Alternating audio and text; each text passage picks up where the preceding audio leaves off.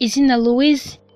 Louise ni izina rihabwa umwana w'umukobwa rifite inkomoko mu rurimi rw'igifaransa, rikaba risobanura uwahembewe urugamba. Louise akunze kuba ari umuhanga kandi ukunda umurimo, yitangira akazi ndetse agakunda gutembera. Akunda kugera ku bintu we ubwe yaruhiye kandi ntabwo akunda kuzitirwa n'ibintu by'umuco ngo bibe byamubuza kugera ku byo yifuza kugeraho. Louise kandi arangwa n'ibikorwa by'ubumuntu. Akunda kwiga amashuri azatuma ahura n'abantu benshi, akabona ko abafasha nk'ubuvuzi, ubwarimu ndetse n'ibindi. Louise ni umuntu witanga, ukurura abantu bityo akagira inshuti nyinshi.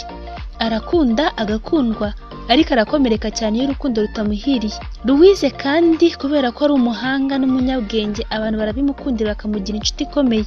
Azi kuvugana ijwi rituje, ariko iyo bibaye ngombwa avugana ubukana, byose arabishobora. Ntabwo yihanganira abantu bica akazi nkana cyangwa abantu bakorera ku jisho. Louise kandi iyo yibeshya kunywa ku nzoga, ntabwo abasha kwigarura ahubwo atakaza ubwenge. Ngibyo ibiranga abantu bafite iri zina.